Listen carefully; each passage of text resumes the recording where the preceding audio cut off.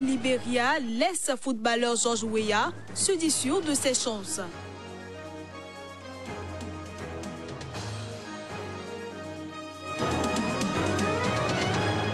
En Guinée équatoriale, le président Teodoro Obiang-Nguema a été réélu avec un score de 93,7% à l'élection présidentielle du 24 avril selon les résultats provisoires. Et puis en Libye, le gouvernement d'union a annoncé ce jeudi la création prochaine d'un commandement militaire conjoint pour combattre le groupe État islamique.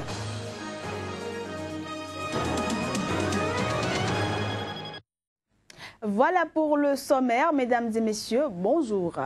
Au Burkina Faso, la Cour de cassation de Ouagadougou a annulé le mandat d'arrêt international lancé par la justice militaire contre l'ex-président burkinabé Blaise Compaoré et le président de l'Assemblée nationale de Côte d'Ivoire, Guillaume Soro. C'est du moins ce qu'a indiqué ce jeudi le procureur général de cette cour. Ces annulations ont été faites pour vice de forme parce qu'il aurait fallu demander les réquisitions du commissaire du gouvernement du tribunal militaire avant d'émettre les mandats, a indiqué le procureur Armand Ouedraogo. Le mandat d'arrêt international lancé par la justice burkinabé contre Guillaume Soro n'affecte pas les relations entre Abidjan et Ouagadougou, avait assuré mercredi dernier le président burkinabé Roch Marc Christian Kaboré.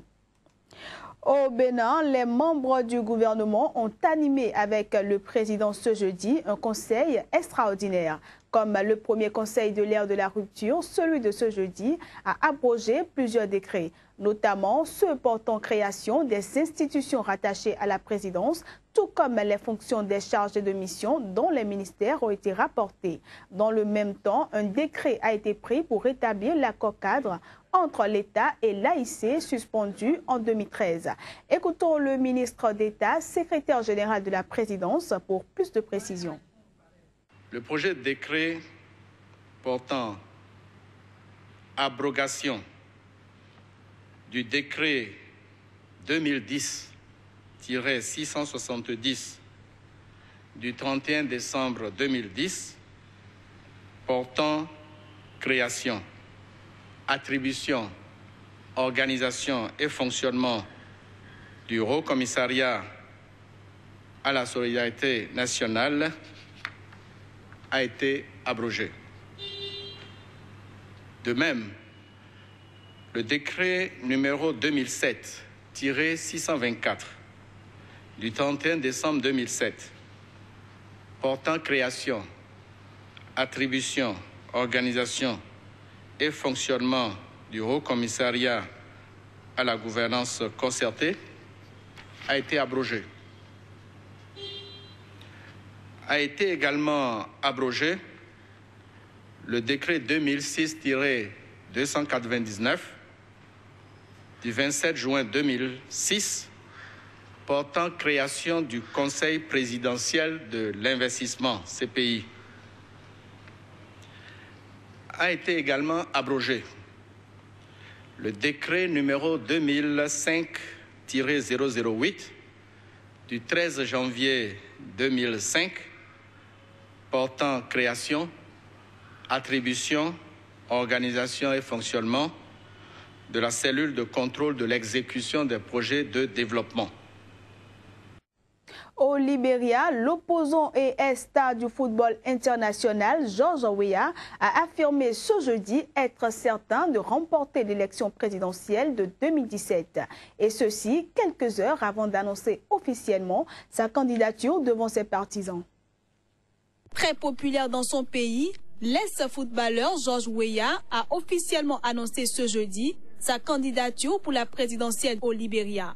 Âgé de 49 ans, il a déjà été candidat à la présidentielle de 2005, battu par Ellen Johnson Sirleaf, puis de nouveau en 2011, en tant que prétendant à la vice-présidence sur un ticket présidentiel. Mais la présidente Ellen Sirleaf Johnson, ne pouvant se représenter en 2017, il devrait affronter son vice-président, Joseph Boakai, soit 11 ans.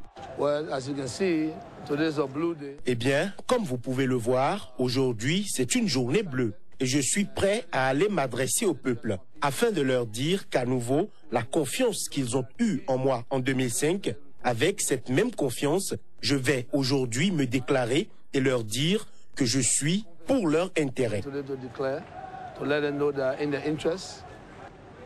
Je veux dire à tous les Libériens et sédicistes d'avoir espoir et d'être confiants. Notre heure est venue et nous allons faire tout ce que l'on peut cette fois pour remporter les élections et mener notre peuple. Pour rappel, Georges Weah a remporté son premier mandat électif en décembre 2014 en devenant sénateur de la province de Montserrado, la plus peuplée du pays où est située la capitale Monrovia, distançant très largement Robert Sirleaf, un des fils de la présidente. Avant de se reconvertir en politique, il a été une star du football, notamment récompensé du Ballon d'Or en 1995, un trophée qu'il est jusqu'à présent le seul Africain à avoir obtenu. Pendant ce temps, en Côte d'Ivoire, la Cour d'assises d'Abidjan jugera au mois de mai ou juin Simone Gbagbo, l'ex-première dame ivoirienne pour crime contre l'humanité, a-t-on appris ce jeudi de sources judiciaires. Selon cette source, la session d'assises durant laquelle elle comparaîtra s'ouvrira le 9 mai et durera 2 mois. Pour rappel, la Cour de cassation ivoirienne a rejeté le 21 avril le pouvoir de Simone Gbagbo, ouvrant définitivement la voie à son procès pour crime contre l'humanité et crime de sang. Épouse de l'ancien président Laurent Gbagbo, actuellement jugé à La Haye par la Cour pénale internationale, elle a été condamnée en mars 2015 à 20 ans de prison, notamment pour attentat contre l'autorité de l'État lors de la crise post-électorale de 2010-2011. Elle est actuellement incarcérée à Abidjan. Je le disais en titre, en Guinée équatoriale, le chef de l'État Teodoro Obiang Nguema, au pouvoir depuis 1979, a été réélu avec un score de 93,7% à l'élection présidentielle du 24 avril. C'est ce qui ressort des résultats provisoires rendus publics ce jeudi par la Commission électorale nationale. Teodoro Obiang Nguema demeure le président de la Guinée équatoriale. Au pouvoir depuis 1979, le candidat d'une coalition de 10 partis, dont le Parti démocratique de Guinée équatoriale au pouvoir, rempile à la tête du pays pour un nouveau mandat avec 93,7% des suffrages exprimés à l'issue de l'élection présidentielle du 24 avril. Un score qui le place très loin devant les opposants Bonaventura Assoumou du parti de la coalition social-démocrate et Avelino Merenga de l'Union du centre-droit, crédités chacun de 1,5% des voix, selon le président de la commission électorale qui reconnaît cependant que ces résultats révèlent des anomalies. Dans certaines localités, en effet, le nombre de votants est supérieur au nombre d'inscrits. Une situation qui s'explique, selon le président de la commission électorale, par le fait que des électeurs ont sans doute voyagé le jour du scrutin et ont voté dans des centres de vote différents de ceux où ils étaient inscrits. Au total, 332 040 électeurs étaient enregistrés sur les listes électorales et le taux de participation officielle est estimé à 93,7%. Notons qu'à la dernière présidentielle en 2009, le président Teodoro Obiang Nguema avait obtenu 95,37% des suffrages selon les résultats officiels. Il est le doyen des chefs d'État africains par la longévité au pouvoir. Allons à présent en Gambie où le parti au pouvoir et les formations d'opposition se sont engagés à des activités politiques pacifiques et à la tenue d'élections libres dans un communiqué conjoint. Et ceci alors qu'une trentaine d'opposants étaient toujours détenus ce jeudi à la suite de manifestations. Le communiqué, signé en présence de diplomates, a été publié à l'issue d'une rencontre à huis clos le 22 avril à Banjul entre représentants de ces formations regroupées au sein d'un comité multipartite. Les partis signataires prévoient également de créer une structure spéciale au sein du comité chargée d'engager le dialogue avec toutes les autorités civiles et de sécurité pour résoudre les tensions politiques actuelles et prévenir de fracture, tension. Cette annonce intervient alors que 37 personnes, dont le chef de l'UDP, Oussainou Daboré, sont jugés à Banjul pour 6 chefs d'accusation, dont rassemblement illégal et incitation à la violence. En Libye, le gouvernement d'union, tout en appelant l'ensemble des forces armées à attendre ses instructions avant toute offensive, a annoncé ce jeudi la création prochaine d'un commandement militaire conjoint pour combattre le groupe État islamique.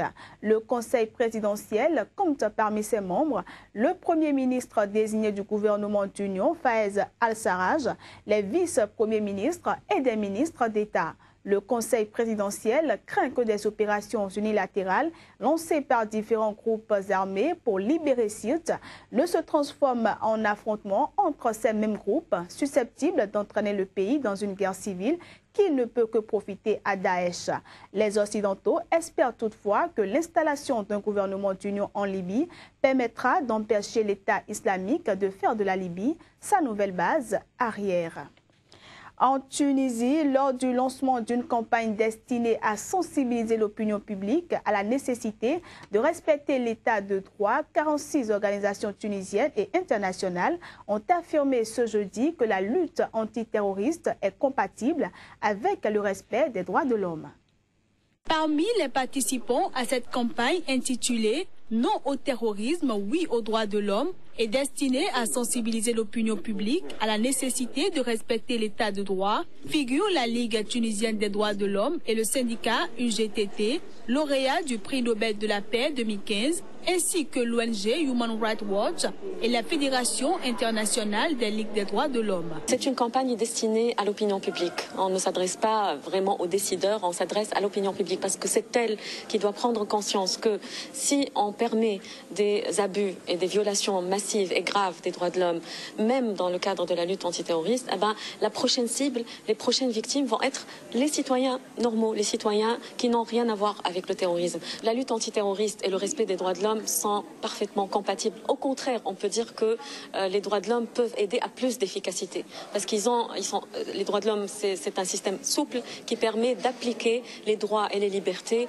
selon la situation, selon la situation concrète que vit un pays. Donc, il n'y a pas d'incompatibilité entre les deux. Dans le cadre de cette campagne, une lettre ouverte aux Tunisiens expliquant notamment que sacrifier les droits humains nourrit le terrorisme doit être diffusée par toutes les organisations participantes. Des comptes ont également été créés sur les réseaux sociaux pour, entre autres, diffuser de courts spots vidéo mettant en scène des personnes victimes d'abus dans le cadre de la lutte antiterroriste. Voilà qui met un terme à cette édition. Merci à tous d'avoir été des nôtres et passez une excellente journée.